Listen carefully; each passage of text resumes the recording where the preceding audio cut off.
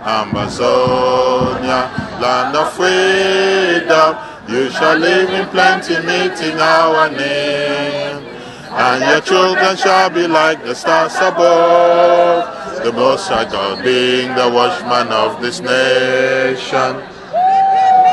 Hooray! The last time we were here in front of Downing Street, we were 600 of us, and we are putting pressure to bear on the British government to intervene at the level of the UN Security Council, to intervene to stop the killings in the southern Cameroons. So here we are in front of Downing Street, where the decision was taken in 1960 to attach southern Cameroons to La République du Cameroun. We all know why that particular decision was taken. There are lots of reasons. There are lots of declassified documents from the British Cameroons. Anyway, we're not going to go into those reasons today. What is most important is to continue the international pressure. And there have been thousands upon thousands of tweets going on. And I'm amazed at finally the British public is waking up. All over, community radio stations, people on the streets, more and more I'm asking people and they're saying they are aware of what's happening in the southern Cameroons. And I'm telling you, when we're going to continue with this pressure, the regime is going to buckle. Cameroon, the English speakers of Cameroon are going to have autonomy finally. It could either be autonomy as a sovereign state, which is what most of the people want, or autonomy in some form of confederal agreement with the Cameroon Republic. But one thing is sure, and I had made this prediction to the French ambassador in Brussels a couple of years ago. I said, the Anglophones of Cameroon are going to bring the whole edifice of France-Afrique down, and this is what we're doing. It looks small, but we are involved in a war bigger than what most of us think of. We are bringing France-Afrique down by giving autonomy to the southern Cameroons. Because once autonomy gets to the southern Cameroons, we're going to have true democracy in French Cameroon. And once we have true democracy in French Cameroon, bye-bye to France-Afrique. Bye-bye to France-Afrique. And London has been a wonderful, wonderful center of our struggle.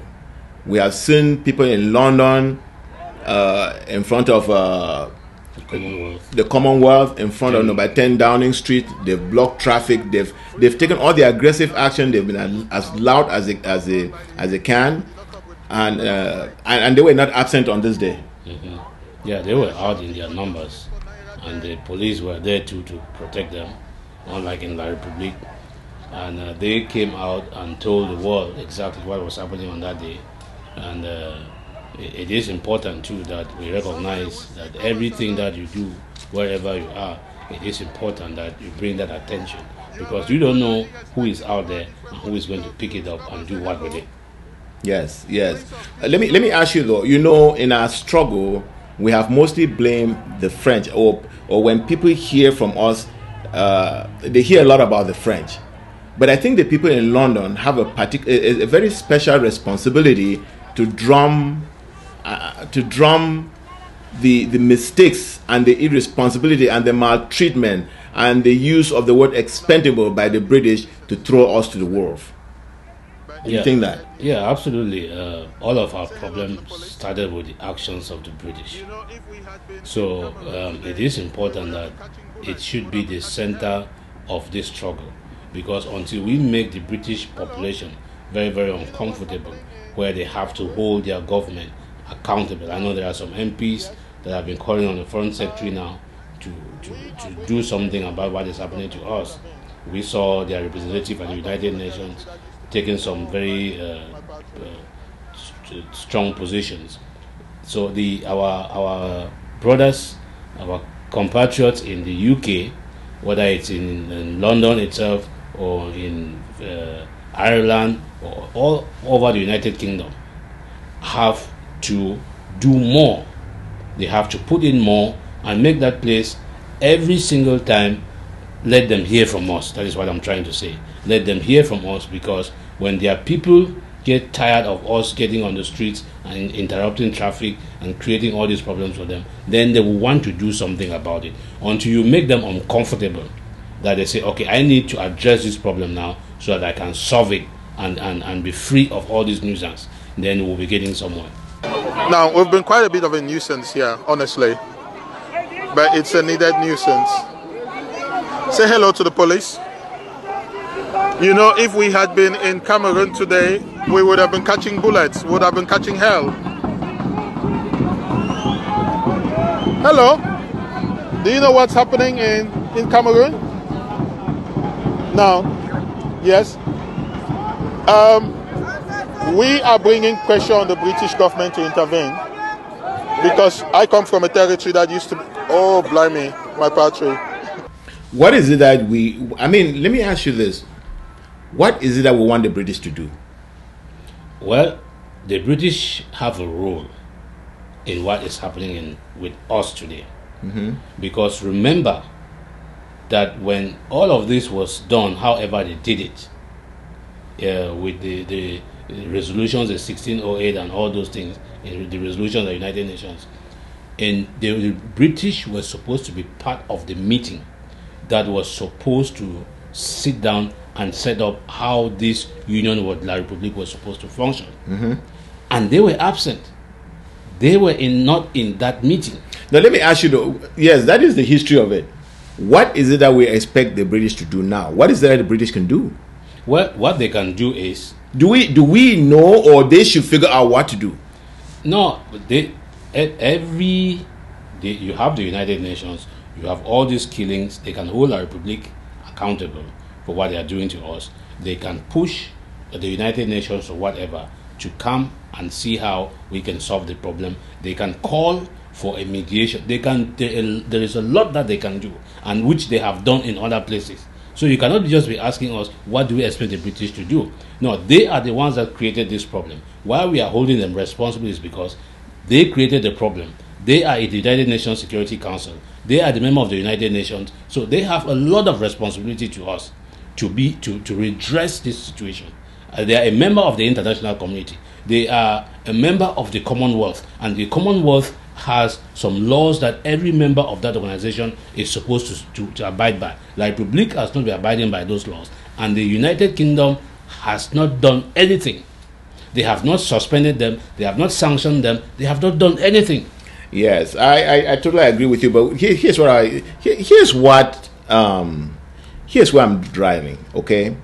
Because we know what we want. We want the independence that we should have gotten in 1960. Not even 1961. We should have been given our independence in 1960, like Nigeria and La République and La République's own independence was going on. But ours postponed because they were playing games with us. You know what I'm saying?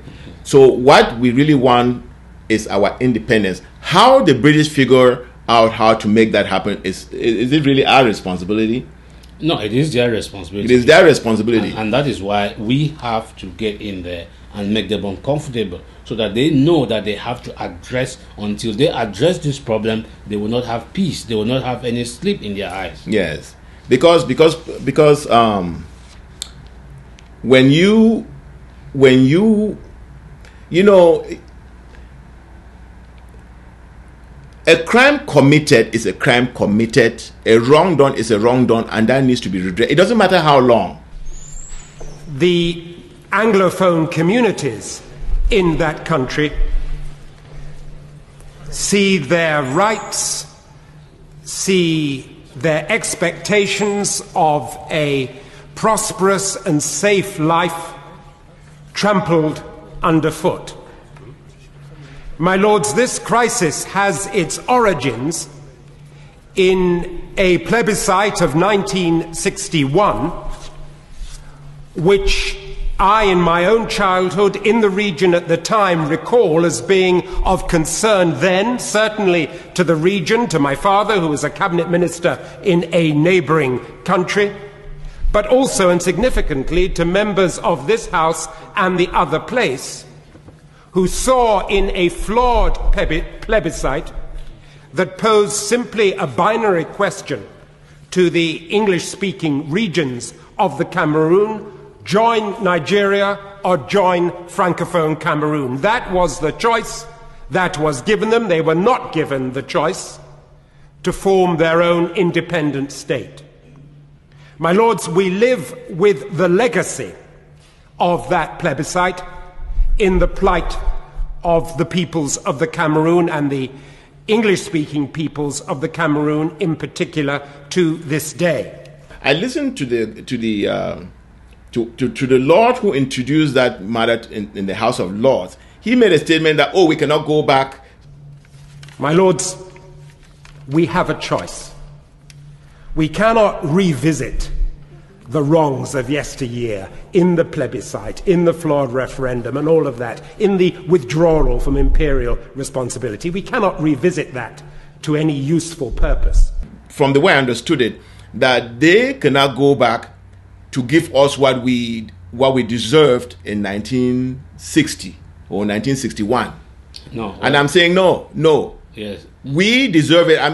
See, they were trying to solve a problem, and the solution they gave us, because we were supposed by UN, by 76B, to either have our independence or self-government. Today, we're neither independent nor self-governing.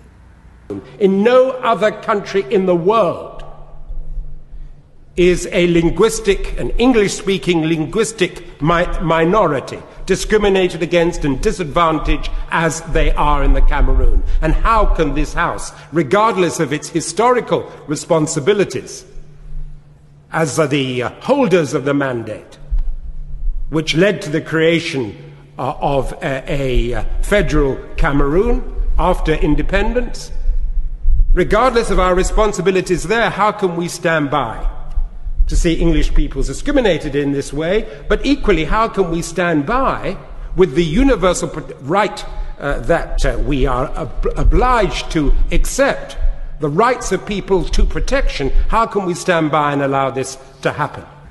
And I will keep emphasizing to our people that we are the ones who are going to determine what happens to us. Those people are going to be facilitators. They don't have the decision-making authority. You have the decision-making authority, because you are the ones who are going to decide where it is comfortable for you to be your own people. It is not going to be some MP in Britain or some United States senator. Yeah, they can go out there and say what they want because it is politically convenient for them. But your actions and determinations is going to define what happens to you. South Sudan is an example.